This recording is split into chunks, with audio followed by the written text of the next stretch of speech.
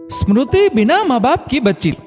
15 साल की उम्र के बाद से ही वो अपने चाचा चाची के पास रह रही थी।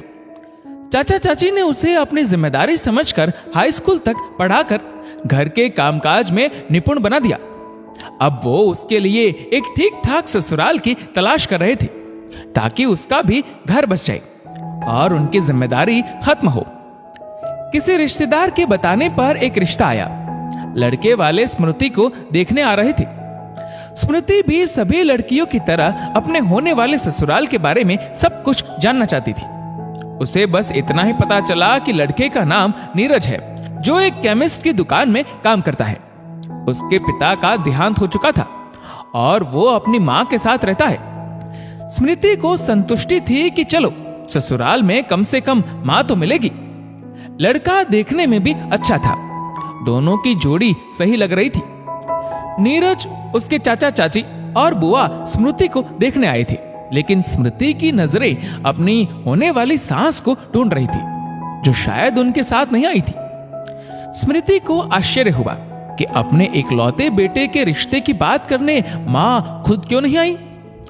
रिश्ते की बात पक्की हो गई और आनन फानन में छोटी सी सगाई की रस्म भी कर दी गई।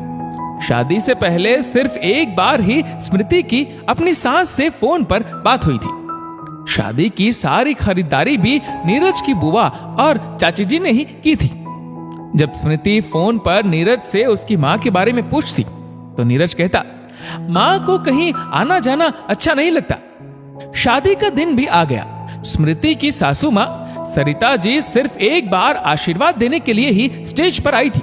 विदाई के बाद जब स्मृति अपने ससुराल पहुंची तो उसका गृह प्रवेश और बाकी की रस्मों में भी सरिता जी दूर खड़ी देखती रही। हाँ, मुंह दिखाए के वक्त जरूर उन्होंने अपने खानदानी कंगन स्मृति को दिए। जब स्मृति की नजरें अपनी सास की नजरों से मिली तो स्मृति को उनमें अपने लिए अपार ममता और आशीर्वाद नजर आया। उनकी आंखें स्नेह से डबडबा गई थी। नीरज की ताई जी हर बात पर एहसान जताते रहती कि हमने ही सारी शादी का जिम्मा अपने कंधों पर उठा रखा है। शादी के कुछ दिनों बाद सभी रिश्तेदार, बुआ और चाची ताई अपने अपने घर चली गई। स्मृति को अपनी सासू माँ से एक माँ जैसा स्नेह मिला, जिससे कुछ ही दिनों में वो अपने ससुराल में घुल मिल गई। हंसी खुशी दिन बीत रहे थे। इसी बीच जब पता चला कि स्मृति गर्भवती है तो सबकी खुशी का ठिकाना ही नहीं रहा। सरिता जी बहुत खुश थी। जब परिवार वालों को पता चला तो नीरज की ताई और चाची ने ताना मारते हुए कहा, ये लोग फिर से सारे नेक चार का भार हम पर आ गया। स्मृति को उनकी बात सुनकर आश्चर्य हुआ तो उसने पूछ लिया, आप लोग ऐसा क्यों बोल रहे हो? ताई जी ने फिर कहा, और नहीं तो क्या, तेरी सास के हाथ से तो कोई रस्म हो नहीं सकती। अब शगुनी जो है। ये क्या बोल रही है आप ताई जी? माँ, अब शगुनी कैसे हो सकती है? अरे बहू, तुझे नहीं पता, जब ब्याह कर आई थी तो हमारे ससुर जी को खा गई और बेचारा नीरज पैदा ही हुआ था कि अपने पति को भी खा गई। ये अब शगुनी नहीं तो क्या है? इसलिए तो सारे नेक चार और रस्मों में इसे कोई शामिल नहीं करता। ताई जी की बात सुन सरिता जी रोते हुए अंदर चली गई और स्मृति उनकी बातें सुनकर हक्की बक्की रह गई। उसे उनकी सोच पर तरस आ रहा था।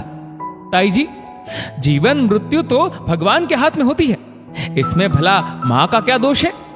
इन सब दुर्घटनाओं से सबसे ज्यादा तकलीफ और दुख तो उन्हें ही भोगना पड़ा है ना, तो उन्हें क्यों इन सब के लिए जिम्मेदार माना जा रहा है? बहू, हम ये बहस नहीं करना चाहते। तेरी सास तो खुद ही ये मानती है। तुझे जो सोचना है सोच, कहकर ताई जी चली गई।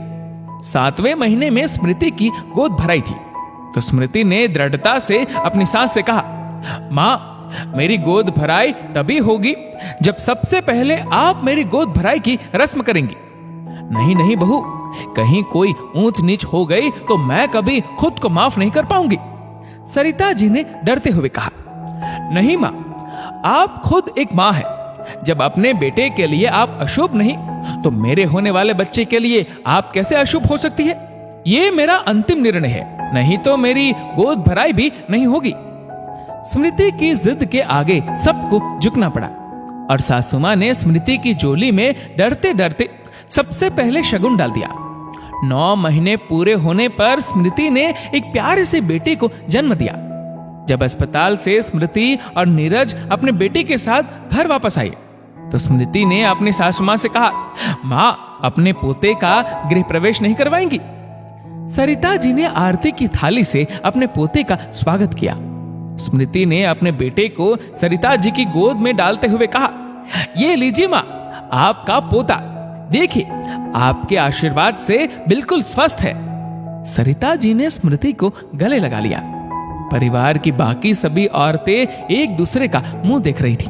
दोस्तों, इस वीडियो को लेकर आपकी क्या राय है नीचे कमेंट करके जरूर बताएगा। और अगर आपको वीडियो अच्छा लगा हो तो इस वीडियो को लाइक करेगा, शेयर करेगा ज्यादा से ज्यादा लोगों तक। और ऐसे ही और भी इंस्पिरेशनल वीडियोस के लिए सब्सक्राइब करें हमारे यूट्यूब चैनल को और फेसबुक पर फॉलो करें हमारे पेज को। धन्यवाद।